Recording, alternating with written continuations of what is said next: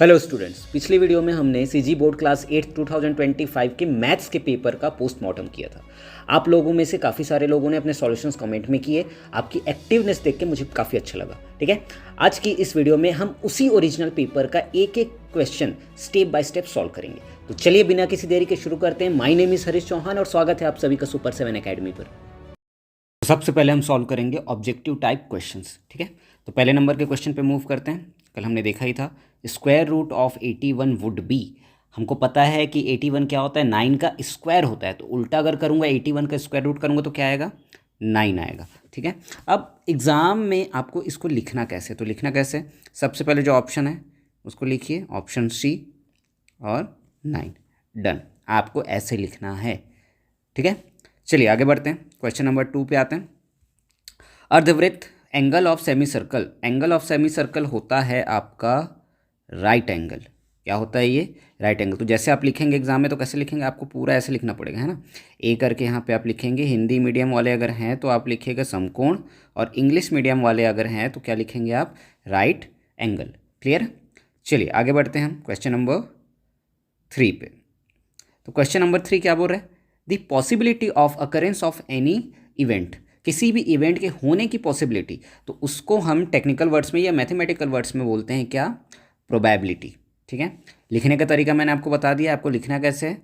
ऐसे ऑप्शन पहले लिखिए, उसके बाद जो लिखा हुआ है उसको चुपचाप वहाँ पे लिख दीजिए, प्रोबेबिलिटी।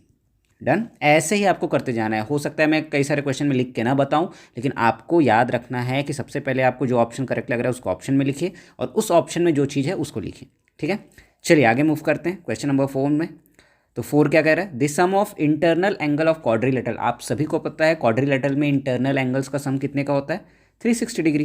ठीक है, चलिए नेक्स्ट, घन में कोरें होती हैं, कितने कोर चलिए तो बताइए कौन सा ऑप्शन सही है इस पर। तो ऑप्शन होगा आपका 12। कौन सा ऑप्शन है ये, डी। अब हमको पता है कोर मतलब, मैंने आपको पहले ही बताया था, कोर मतलब क्या होता है, साइड्स के बारे में बात हो रही है, या किसके बारे में बात हो रही है, एज के बारे में। ठीक है, हमेशा याद रखिएगा किसी भी क्यूब में, है ना, क्यूब में जो फेसेस होते हैं, तो फेसेस होते हैं 6। ठीक है, एज या यही कोर कितने होते हैं, 12 होते हैं। ठीक है, और वर्टाइसेस कितने होते हैं, तो वर्टाइसेस होते हैं 8। इस चीज़ को आप याद रखिएगा।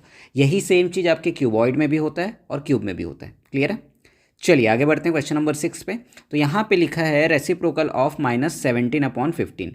ठीक है, रेसिप्रोकल का मतलब होता है जो चीज़ न्यूमरेटर में हो डिनोमिनेटर में चली जाएगी, जो डिनोमिनेटर में है वो न्यूमरेटर में आ जाएगा, है ना। तो -17 अभी ऊपर था, तो जो हम रेसिप्रोकल निकालेंगे उसमें ये नीचे चला जाएगा। तो कौन सा ऑप्शन ऐसा है जिसमें -17 नीचे आए, तो कौन सा ऑप्शन है वो, ऑप्शन नंबर ए। तो आप पूरा ए करके 15/-17 इसको लिखिएगा। ठीक है, चलिए आगे बढ़ते हैं। नेक्स्ट हमारा क्वेश्चन नंबर 7। तो क्वेश्चन नंबर 7 क्या करें, कल मैंने आपको बताया था प्रॉपर फ्रैक्शन मतलब क्या होता है, आपके बुक के हिसाब से परफेक्ट फ्रैक्शन। परफेक्ट फ्रैक्शन किसको बोला जाता है, जिसमें डिनोमिनेटर की वैल्यू न्यूमरेटर से क्या होती है, ज़्यादा होती है। क्या ये ऑप्शन है क्या, नहीं, इसमें न्यूमरेटर मतलब 6 बड़ा है किससे, 5 से, तो ये तो होगा नहीं। 7/11, 74/15, 8/15, तो कौन सा ऑप्शन सही है इस पर, ऑप्शन नंबर बी। यही एक ऐसा ऑप्शन है जिसमें डिनोमिनेटर की वैल्यू न्यूमरेटर से क्या है, ज़्यादा है। डिनोमिनेटर 11 है और न्यूमरेटर क्या है, 7। चलिए आगे बढ़ते हैं, क्वेश्चन नंबर 8 पे हम पहुंच गए।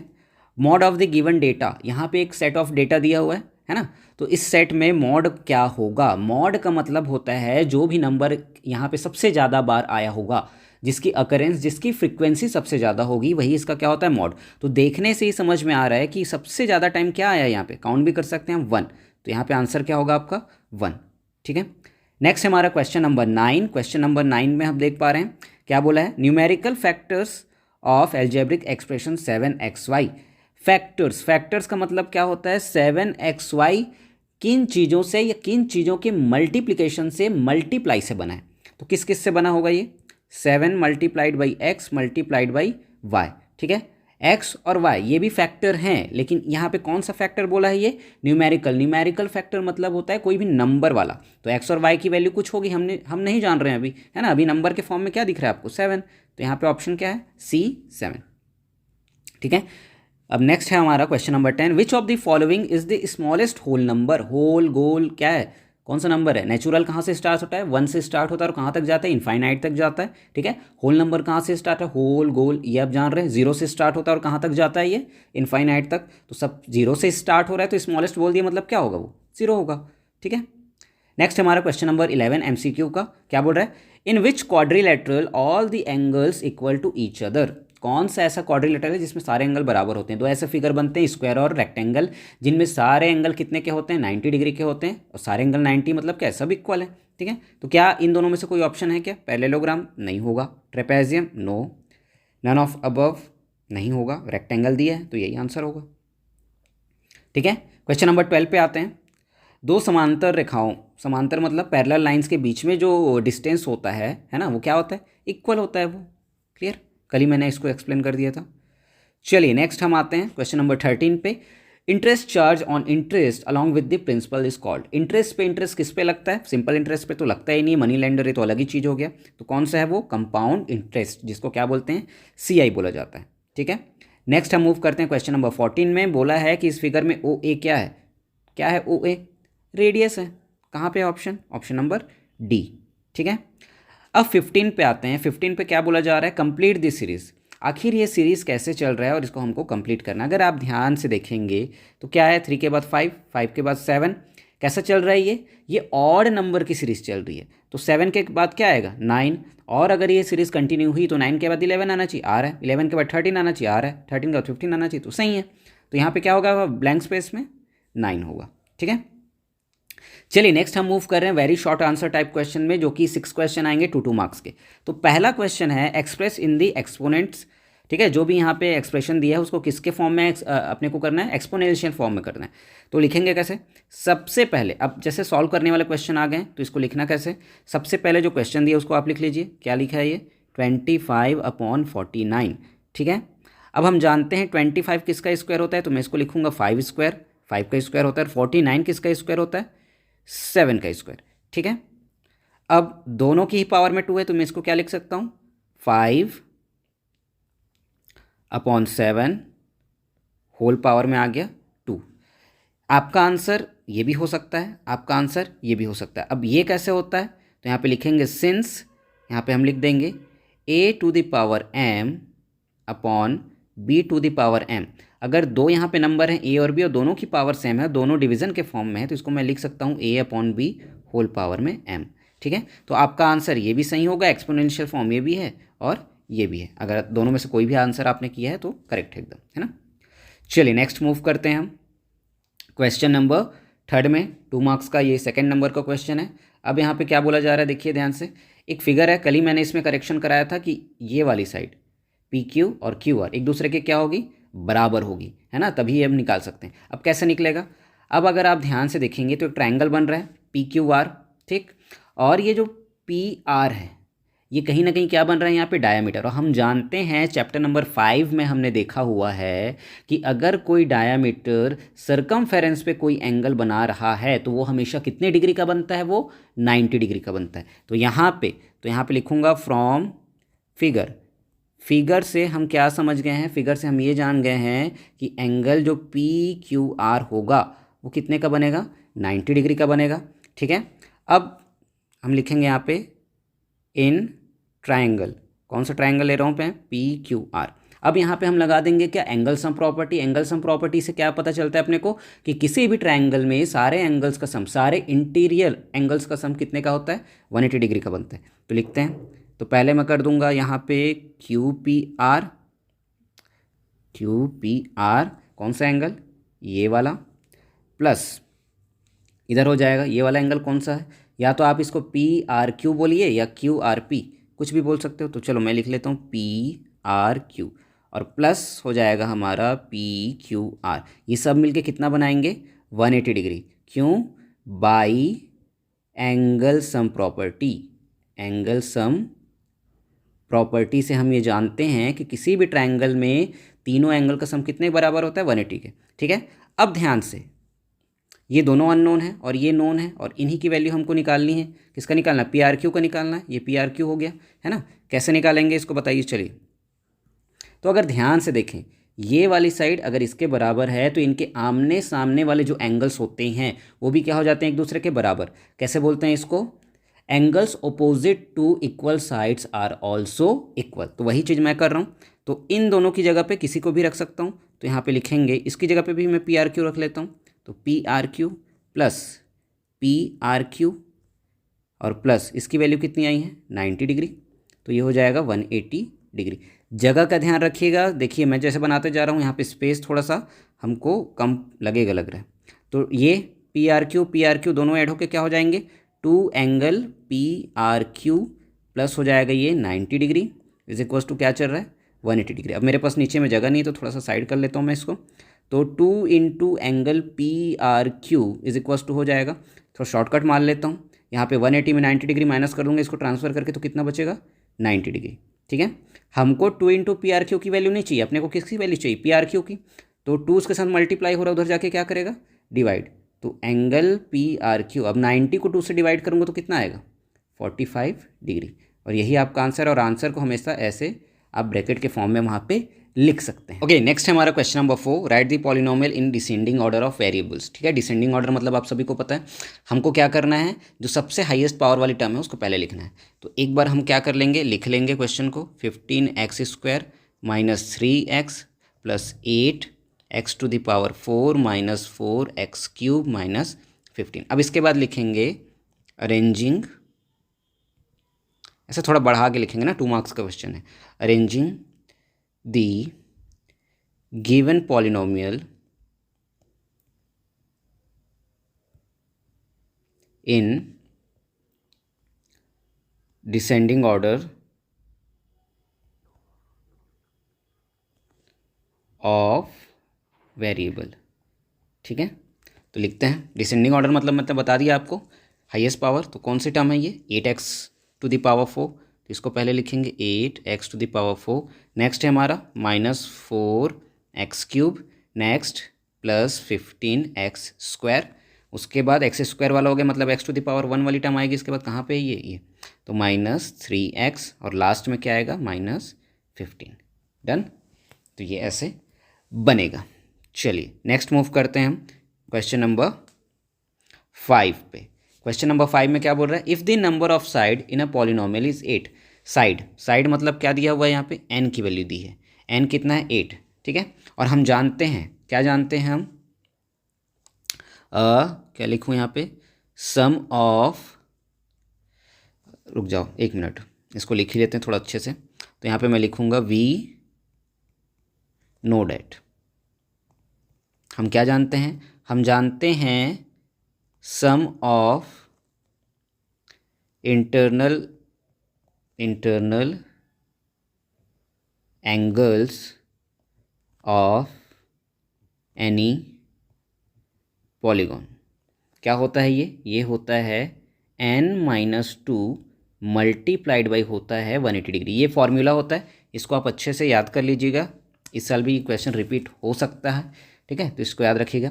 अब n की जगह पे हमने यहाँ पे देखा ही है, n की जगह पे क्या है, n मतलब होता है साइड, और यहाँ पे दिया ही हुआ है कितने साइड है उसके 8, तो यहाँ पे रखो 8-2 मल्टीप्लाइड बाई हो जाएगा 180 डिग्री। ठीक है, 8 में 2 गया, कितना बाकी रहेगा 6 मल्टीप्लाइड बाई 180 डिग्री। ठीक है, तो कितना आ रहा है ये 10, और कितना आ जाएगा 80 डिग्री। आप कर सकते हैं 18 5 जा कितना होता है 90, तो और उसमें 18 ऐड करोगे तो 108 और एक 0 लगा दो, तो कितना आ रहा है इसमें 1080 डिग्री। ठीक है, नेक्स्ट हम मूव करते हैं क्वेश्चन नंबर 6 पे, जो 2 मार्क्स का है। ठीक है, बहुत सिंपल सा क्वेश्चन है, एक इक्वेशन दिया हुआ है, इसको सॉल्व करने बोल रहा है, और मैंने बार बार बोला है किसी भी इक्वेशन को सॉल्व करने का मतलब होता है उसमें जो वेरिएबल है उसकी वैल्यू निकालना। ठीक है, तो एक बार हम क्वेश्चन को लिख लेंगे, मैं बार बार ये चीज़ बोल रहा हूँ कि क्वेश्चन एक बार आप लिख लीजिए ये। ठीक है, नेक्स्ट टर्म में हम क्या करेंगे, हमको x की वैल्यू चाहिए, तो x वाली टर्म को यहीं पर रखिए, 5 को ट्रांसफ़र करिए, तो 17 - 5 हो गया ये। ठीक है, 2x हो जाएगा 17 - 5 कितना होता है 12। ठीक है, हमको x की वैल्यू चाहिए, तो 2, इसको 2 को हटा देते हैं, फिर 2 को ट्रांसफ़र कर दीजिए, 2 यहाँ पे x के साथ मल्टीप्लाई कर रहा है, उधर जाके क्या करेगा 12 को डिवाइड करेगा, तो 12 डिवाइडेड बाई 2, तो कितनी बार में जा रही है 6 टाइम्स में। ठीक है, तो x की वैल्यू कितनी हो गई 6, और मैंने बार बार बोला है कि ऐसे वैल्यूज़ अगर आप निकाल रहे हैं तो उसको ब्रैकेट के फॉर्म में शो करिए, ठीक है। एग्जामिनर को ये बहुत अच्छे लगते हैं और वो आपको भर भर के मार्क्स इससे देंगे, ठीक। अगर आपने यहाँ तक वीडियो देख लिया है, आप देखते जा रहे हैं कि आपने जो क्वेश्चन पेपर सॉल्व किया है और मैं जो क्वेश्चन पेपर सॉल्व कर रहा हूँ, क्या दोनों का आंसर मैच हो रहा है या नहीं। अगर मैच हो रहा है तो लिखते जाइए, sir I was correct, my answer was correct, ठीक है। चलिए आगे मूव करते हैं। नेक्स्ट है हमारा क्वेश्चन नंबर 7। क्वेश्चन नंबर 7 में क्या बोल रहा है, देखिए क्वेश्चन नंबर 7 में बोला जा रहा है कि इन दोनों को, ठीक है, ये दो रैशनल नंबर्स हैं, इनको क्या करना है, आपस में गुणा करना है या प्रोडक्ट निकालना है। बहुत सिंपल सा क्वेश्चन है, तो एक बार हम लिख लेते हैं इसको। तो ये हो जाएगा 3/4 मल्टीप्लाइड बाई 7/16, ठीक है।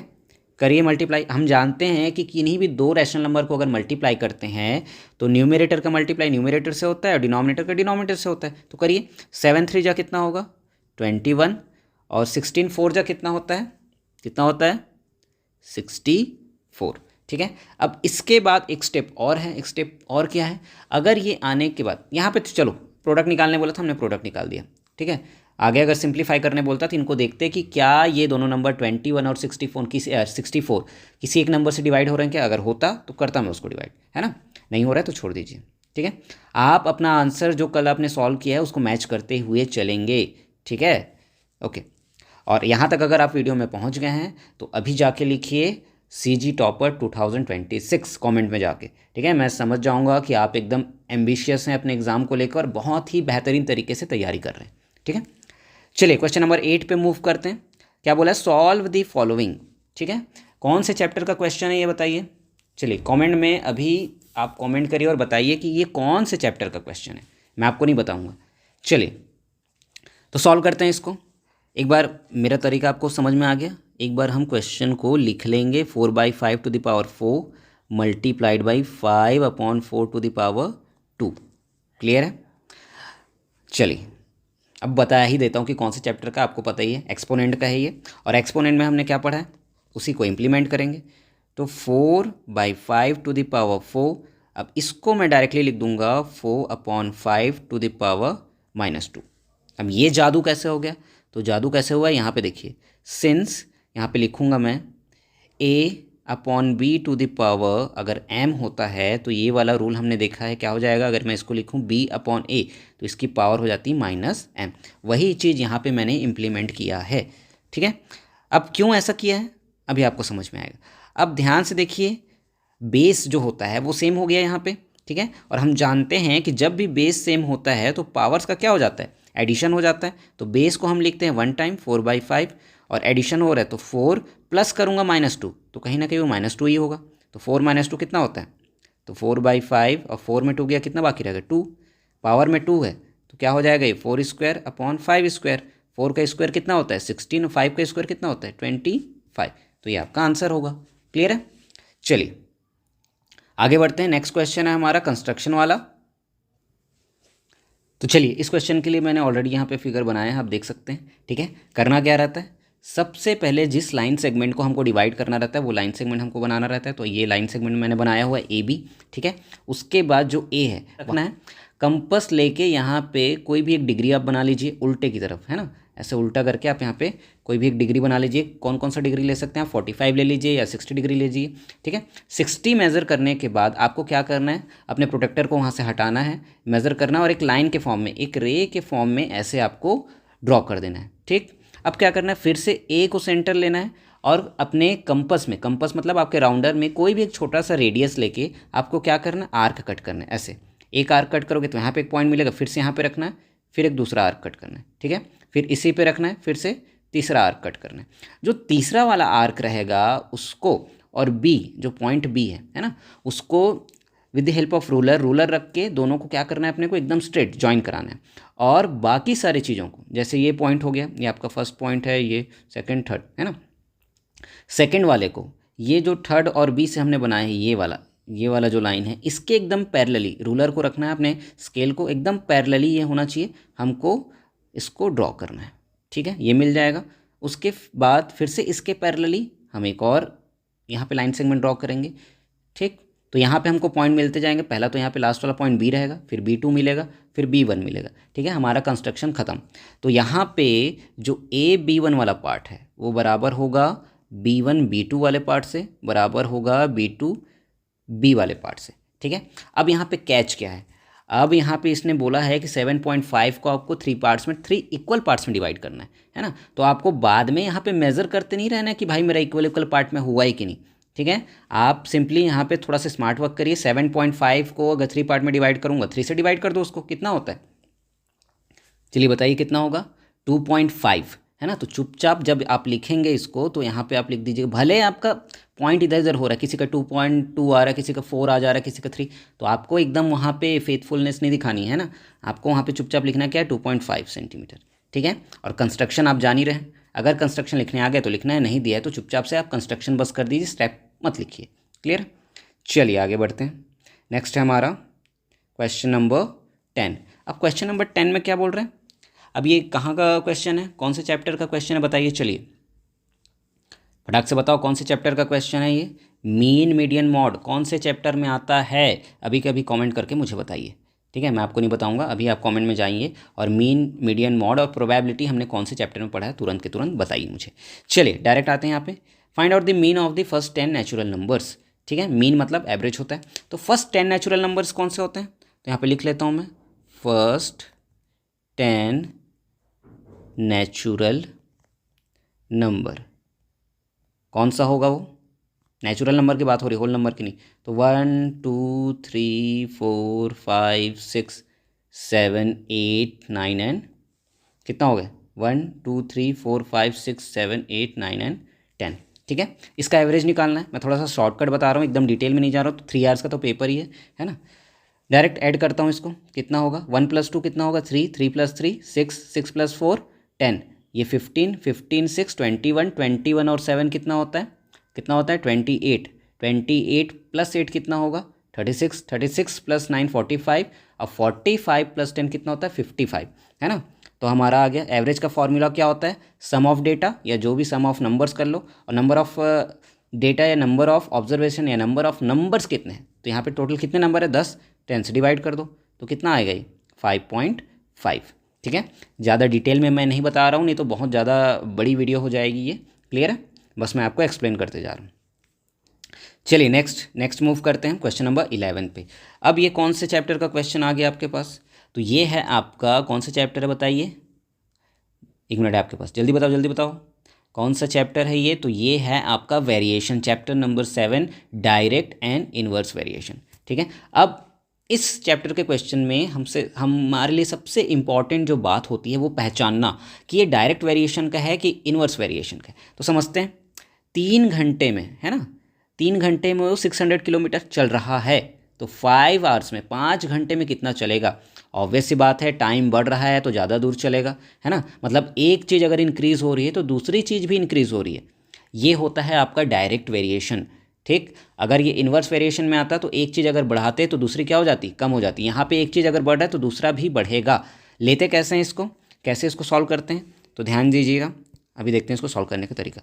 तो सबसे पहली बात, किन 2 चीज़ों के बारे में बात हो रही है यहाँ पे, डिस्टेंस और टाइम, है ना। तो यहाँ पे मैं लिख लूँगा डिस्टेंस और यहाँ पे लिख दूंगा मैं टाइम।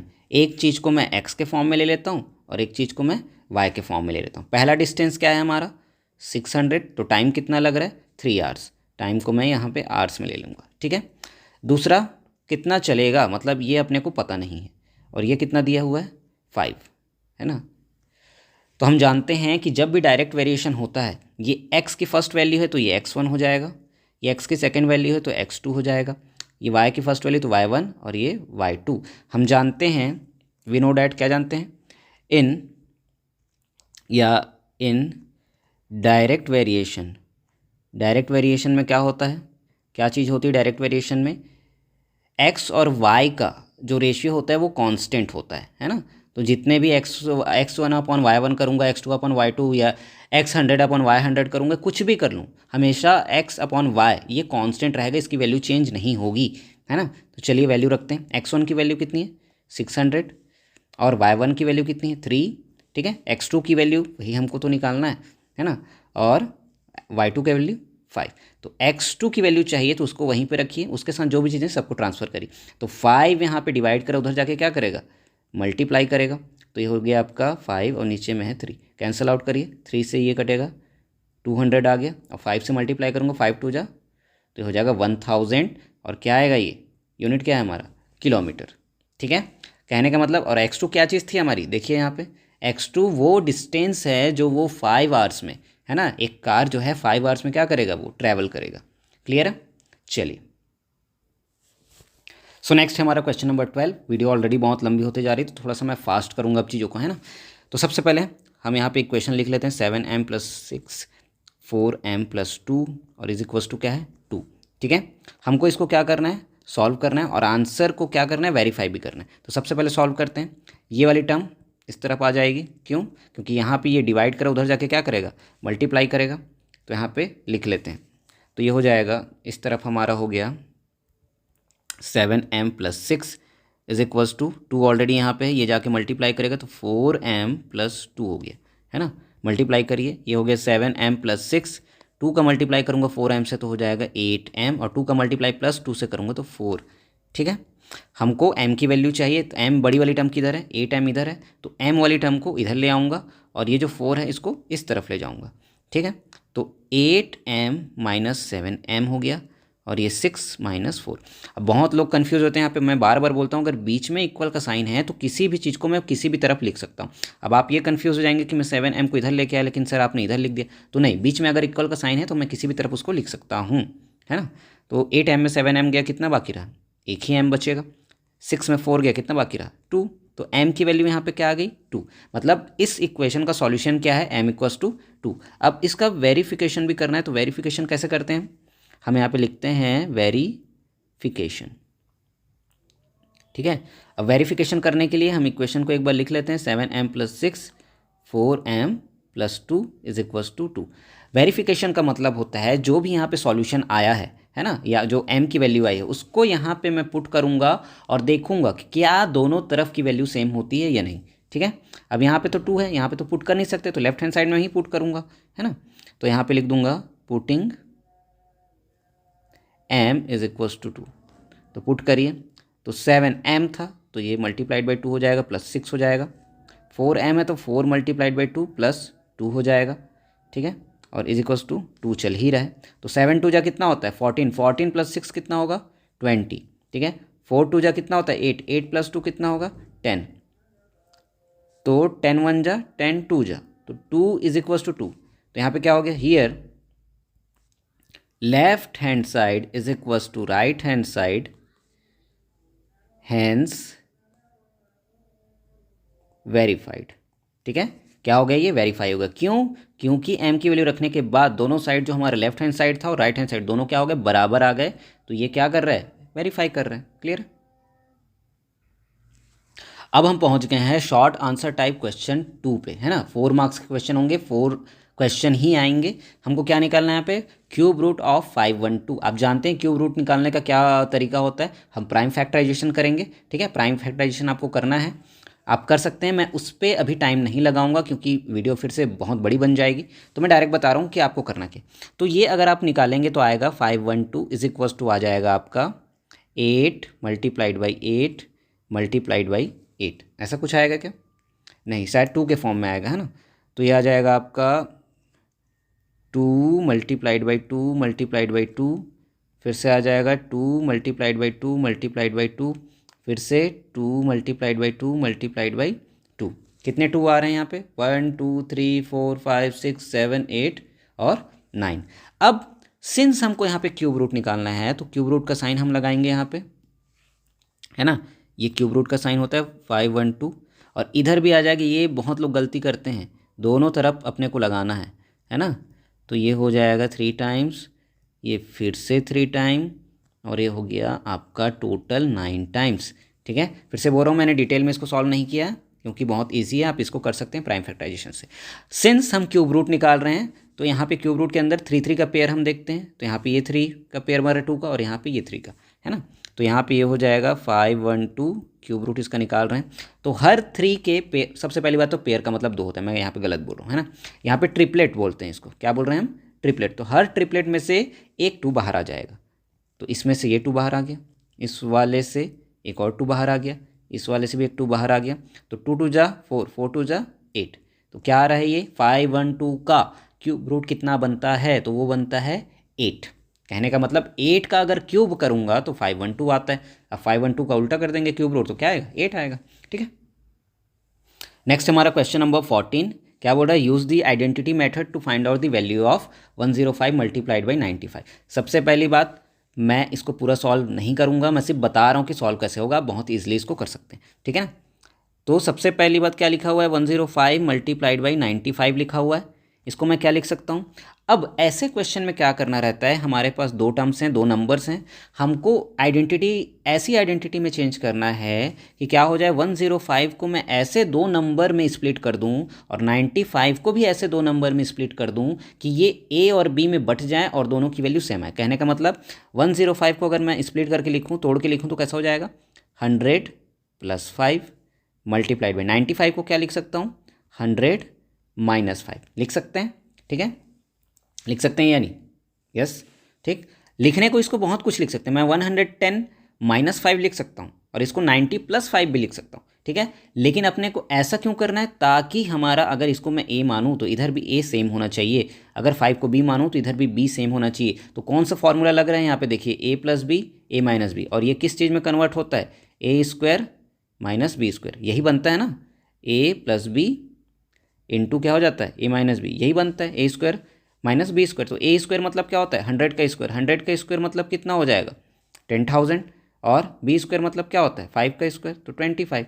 आप यहाँ पे करके बताइएगा, आंसर मुझे करिएगा। क्वेश्चन नंबर 14 का आंसर कितना आ रहा है। लिखने का तरीका कैसे रहेगा आप जानते हैं, सबसे पहले हम क्या लिखेंगे, इसको चेंज करेंगे, उसके बाद क्या लिखते हैं, ऑन कंपेयरिंग दिस विथ, किससे कंपेयर करूँगा मैं, कंपेयर करूँगा किससे, a + b into a - b is equals to a² - b² होता है। तो यहाँ पे आप a की जगह पे लिखेंगे 100 और b की जगह पे लिखेंगे क्या 5। ये पूरा प्रोसीजर होगा आपका, लेकिन मैं उतने डिटेल में नहीं जा रहा हूँ क्योंकि मुझे पता है आपको बनाने आता है, मैं सिर्फ आपको बता रहा हूँ कि बनता कैसे।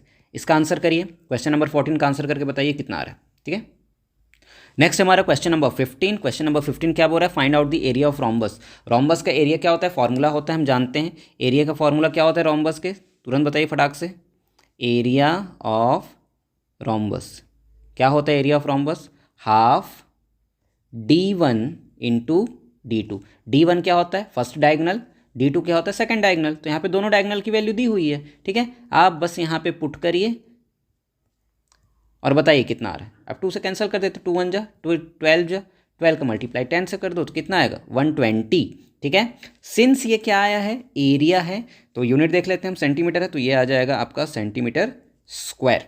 क्लियर है, यूनिट का बहुत ही आपको ध्यान देना है। नेक्स्ट हमारा क्वेश्चन नंबर 16। क्वेश्चन नंबर 16 में क्या बोल रहा है, if the length breadth and height of a T box, T box कौन से शेप में होता है ये सबसे पहले आपको पता होना चाहिए, क्यूबॉइड वाले शेप में होता है ना। तो क्या निकलना है उसका वॉल्यूम, और हम जानते हैं क्यूबॉइड का वॉल्यूम क्या होता है, वॉल्यूम ऑफ टी बॉक्स अगर मैं लिखूँ तो क्या बनता है ये, वॉल्यूम ऑफ क्यूबॉइड क्या होता है, जल्दी से फटाक से बताइए, अभी कमेंट में जाकर बताओ कितना आता है वॉल्यूम ऑफ क्यूबॉइड। तो ये होता है length multiplied by breadth multiplied by height. सारी चीज़ों की वैल्यू दी हुई है, बस इसको आपको मल्टीप्लाई करना है। तो ये हो जाएगा 70 का मल्टीप्लाई 4 से करूँगा तो कितना आ जाएगा 280। ठीक है, सिंस ये वॉल्यूम है तो यहाँ पे क्या लगेगा सेंटीमीटर क्यूब, या इसको और लिख सकते हैं क्यूब सेंटीमीटर, ऐसे लिखा जाता है, या क्यूबिक सेंटीमीटर है ना, क्यूब सेंटीमीटर नहीं क्यूबिक सेंटीमीटर इसको लिखा जाता है। Is it clear to everyone? चलिए आगे बढ़ते हैं। नेक्स्ट हम मूव कर रहे हैं हमारे लॉन्ग आंसर टाइप क्वेश्चंस में। ठीक है, अब यहाँ से आपको क्वेश्चंस में ऑप्शन देखने को मिल जाएंगे। तो क्वेश्चन नंबर 17 कितने मार्क्स का है, ये 5 मार्क्स का है, 2 क्वेश्चन आएंगे 17 और 18 5 मार्क्स के, है ना। तो देखते हैं इसमें क्या करना है। यहाँ पे सबसे पहले हमको प्रोडक्ट निकालना है 2 कर्टेंस का, 2 पदों का, यहाँ पे कैसे बाइनोमियल का बाइनोमियल से करना है। कैसे किया जाता है इसको मैं बता देता हूँ, ज़्यादा डिटेल में नहीं जाऊँगा। बाइनोमियल का मल्टीप्लाई बाई लिख लेते हैं इसको, 2x + 7 और ये हो जाएगा 3x + 2 हो जाएगा, एक बार ऐसे लिखेंगे। उसके बाद हम जानते हैं कि इसके फर्स्ट टर्म का मल्टीप्लाई इन दोनों टर्म से होगा, फिर इसके सेकंड टर्म का मल्टीप्लाई इन दोनों टर्म से होगा। तो लिखते हैं इसको, तो 2x का मल्टीप्लाई 3x + 2 से होगा। उसके बाद सेकंड टर्म क्या है +7, तो +7 का मल्टीप्लाई होगा 3x + टू से। अगर इसको आप पूरी तरीके से सॉल्व करेंगे और सही सॉल्व करेंगे तो इसका आंसर आता है, आंसर मैं आपको बता देता हूँ।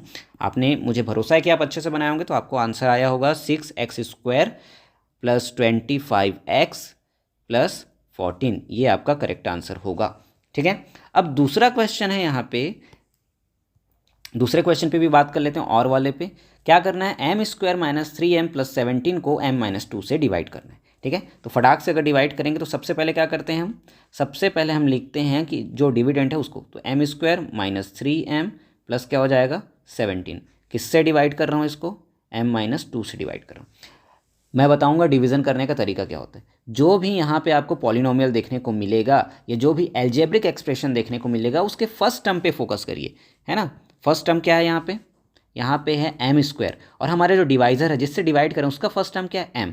तो m को मुझे m² बनाना है, तो m में किस चीज़ का मल्टीप्लाई करूँगा कि वो m² बन जाए। तो ऑब्वियस सी बात है m में m का मल्टीप्लाई करूँगा तब क्या बनेगा वो m², तो m का मल्टीप्लाई। लेकिन क्या m अकेला है कि नहीं, ये पूरा m - 2 है, तो इस m का m - 2 से होगा मल्टीप्लाई। तो कर देते हैं, तो ये बनेगा m² और -2 से m का करूँगा तो -2m। अब सबसे इंपॉर्टेंट चीज़ जहाँ पे स्टूडेंट्स बहुत ज़्यादा मिस्टेक करते हैं, कहाँ पे मिस्टेक होता है, यहाँ पे मल्टीप्लाई करने के लिखने के बाद साइन चेंज करना भूल जाते हैं। तो नीचे वाले टर्म्स का साइन चेंज होता है, ये पॉजिटिव टर्म है तो ये नेगेटिव हो जाएगी, ये नेगेटिव टर्म है तो ये पॉजिटिव। अब देखिए यहाँ पे m², एक पॉजिटिव टर्म है एक नेगेटिव, दोनों एक दूसरे से कैंसिल हो गए, खत्म ये वाली टर्म। अब ऊपर में देखिए -3m है और नीचे में +2m, अभी साइन चेंज हुआ है तो -3m + 2, दोनों का साइन अलग अलग है ना, लाइक टर्म्स हैं लेकिन साइन अलग अलग। तो -3m में 2m गया, कितना बाकी रहेगा -m। ठीक है, अब इसके आगे आपको करना है, मैं आपको बता रहा हूँ कि क्या क्या चीज़ें यहाँ पे आएंगी। तो आपका यहाँ पे कोशेंट अगर बनेगा तो कोशेंट बनेगा आपका m - 1 बनेगा। ठीक है, रिमाइंडर जो होगा वो बनेगा आपका 15। अगर आपका ये आंसर आया है तो अभी लिखिए कमेंट में कि सर मेरा करेक्ट था ये वाला क्वेश्चन 17 वाला, है ना, सही से बनाया हमने। ठीक है, ओके। नेक्स्ट हमारा क्वेश्चन नंबर 18। यहाँ पे आपको CI और अमाउंट से रिलेटेड क्वेश्चन है और इस साल भी ये आएगा ही आएगा, कंपाउंड इंटरेस्ट से रिलेटेड क्वेश्चन। तो ये क्वेश्चन थोड़े से टाइम टेकिंग क्वेश्चंस हैं तो उनको मैं पूरा सॉल्व नहीं करूँगा, दोनों को मैं 2 पार्ट में यहाँ के आपको बता दूंगा कि कितना कितना आएगा। अगर आपने अच्छे से सॉल्व किए तो आपका आंसर डेफिनेटली एकदम करेक्ट ही आया होगा। तो पहला क्वेश्चन है जो इसमें और करके पहले में दिया है। ठीक है, प्रिंसिपल यहाँ पे 6000 है। ठीक है, टाइम 3 ईयर्स है, रेट कितना है 10%। क्या निकालने बोला है, कंपाउंड इंटरेस्ट और अमाउंट दोनों चीज़ निकालना है। तो सबसे पहले यह कंपाउंड इंटरेस्ट ही निकाल लेते हैं। तो इसका जो आएगा अमाउंट, कंपाउंड इंटरेस्ट अमाउंट बोला है ना, अमाउंट निकाल लेते हैं। तो चलिए अमाउंट सबसे पहले निकलेगा, तो इसका अमाउंट होगा, आप मैच करिएगा 7986 रुपीज़। ठीक है, उसके बाद अगर CI निकालूंगा, CI कैसे निकलता है, अमाउंट में प्रिंसिपल को माइनस कर दो तो CI निकल जाता है। तो कितना आएगा ये 1986 रुपीज़। ये आपके ऑप्शन का फर्स्ट क्वेश्चन। ठीक है, और दूसरे वाले क्वेश्चन पे आते हैं जहाँ पे क्या दिया हुआ है। अब यहाँ पे प्रिंसिपल ना देके क्या दे दिया है, डायरेक्ट हमको अमाउंट दे दिया है, 2 ईयर्स का टाइम दिया, 8% रेट ऑफ इंटरेस्ट दिया हुआ। हमको बताना है कि प्रिंसिपल क्या होगा। ठीक है, सॉल्व करेंगे अमाउंट वाले फॉर्मूले में रख के, तो वहाँ से सबसे पहले हमको मिलेगा प्रिंसिपल और आपका प्रिंसिपल यहाँ पे आएगा। चलिए बताइए क्या प्रिंसिपल आ रहा है आपका, आपने भी बनाया है ये क्वेश्चन। तो प्रिंसिपल आएगा आपका यहाँ पे 5000 रुपीज़। सो नेक्स्ट हमारा क्वेश्चन नंबर 19। अब क्वेश्चन नंबर 19 कंस्ट्रक्शन वाला क्वेश्चन है। तो कंस्ट्रक्शन मैं यहाँ पे करके तो आपको बताऊंगा नहीं, ठीक है, वो आपको करना है। अलग अलग टाइप के कंस्ट्रक्शंस होते हैं, वो आप देखिए और बनाइए। ठीक है, अब जैसे PQRS एक स्क्वायर बनाना है और सिर्फ इसमें क्या दिया है, डायगनल। तो एक चीज़ हम जानते हैं यहाँ पे, डायगनल्स जो होते हैं किसी भी स्क्वायर के एक दूसरे को क्या करते हैं, बाइसेक्ट करते हैं। बाइसेक्ट मतलब क्या होता है, इक्वल पार्ट्स में डिवाइड करते हैं और कितने डिग्री पे, 90 डिग्री पे करते हैं, है ना। तो आपको दोनों यहाँ पे बाइसेक्ट जो डायगनल्स हैं उनको ऐसे ही 90 डिग्री पे लेके बनाना होगा। क्लियर है। अगर आपको एक पर्टिकुलर वीडियो चाहिए कंस्ट्रक्शन पे तो आप कमेंट करके मुझे बताइए कि कंस्ट्रक्शन की एक वीडियो चाहिए, तो मैं बहुत डिटेल में आपको कंस्ट्रक्शंस बता दूंगा। सो इस क्वेश्चन पेपर का, हमारे ओरिजिनल क्वेश्चन पेपर का 2025 वाले का लास्ट क्वेश्चन है, जो कि हमारा मेंसुरेशन 3rd ईयर मेंसुरेशन 3 से आता है, सिलेंडर वाला क्वेश्चन है ना। अब इस क्वेश्चन में भी कैलकुलेशन से बहुत ज़्यादा, क्या बोला है पहले वाले में, देखिए वॉल्यूम क्या होता है सिलेंडर का, आप जानते हैं वॉल्यूम का फॉर्मूला क्या होता है, πr²h। ठीक है, तो अगर मैं पाई आर स्क्वायर एच करके पहला वाला क्वेश्चन सॉल्व करता हूँ तो आपका वॉल्यूम आता है, मैच करिएगा आंसर, है ना, कल आपने बनाया हुआ है, तो इसका वॉल्यूम आएगा 6336 और यूनिट क्या है यहाँ पे, सेंटीमीटर है, तो सेंटीमीटर क्यूब, या यूनिट और दूसरे तरीके से कैसे लिखते हैं, क्यूबिक सेंटीमीटर। ठीक है, ये पहले वाले क्वेश्चन का, इसके और से पहले वाले, और के बाद में भी एक क्वेश्चन है। ठीक है, एक सिलेंडर है, क्या क्या दिया है, इसकी रेडियस दिया हुआ है और हाइट दिया हुआ है। इस पर क्या निकालना है अपने को, दो चीज़ें निकालनी है, कर्व सरफेस एरिया और total surface area. Curve surface area मतलब CSA, इसकी फॉर्मूला क्या होता है, 2πRH होता है, और TSA टोटल सरफेस एरिया, जिसको और क्या बोलते हैं, संपूर्ण पृष्ठ, है ना, इसका क्या होता है 2πr+h। तो अगर इस क्वेश्चन में CSA की बात करूंगा तो CSA आता है आपका कर्व सरफेस एरिया 660। ठीक है, यूनिट क्या है, सेंटीमीटर, तो सेंटीमीटर स्क्वायर, मैच करते जाइएगा, है ना। और आपका टोटल सरफेस एरिया आता है, आपको सॉल्व करना है, बस फॉर्मूले में रखिए और सॉल्व करना है इसको, और मैं क्या बताऊंगा आपको, है ना, बस फॉर्मूले में रखना है और सॉल्व करना है। सॉल्व करने के बाद जो आंसर आ रहा है वो आप मैच करते जाइएगा। टोटल सरफेस एरिया आपका आता है, ये आएगा 817.14 सेंटीमीटर स्क्वायर। ठीक है, पॉइंट के बाद आपके डिजिट थोड़े आगे पीछे हो सकते हैं, बट आएगा यही। ठीक, आप बताइए, जिस जिस स्टूडेंट के सारे क्वेश्चंस के आंसर करेक्ट आए हैं वो अपना नेम कमेंट में लिखेगा और बताएगा कि सर मेरे सारे क्वेश्चन जो मैंने सॉल्व किए हैं उनके आंसर एकदम परफेक्ट आए हैं, एकदम सही आए हैं। ठीक है, के लिए इस वीडियो में इतना ही। ठीक है, नेक्स्ट वीडियो आपकी होगी साइंस के 2025 के ओरिजिनल क्वेश्चन पेपर का एनालिसिस। तो अगर अभी तक आपने चैनल सब्सक्राइब नहीं किया है तो अभी चैनल सब्सक्राइब कर लीजिए, और अगर आपको लगता है कि ये चैनल किसी और के लिए भी बेनिफिशियल होगा तो उसको ज़रूर से शेयर करिए। सो मिलते हैं अगली वीडियो में, तब तक के लिए पढ़ते रहिए, फोड़ते रहिए। जय जोहार, जय छत्तीसगढ़।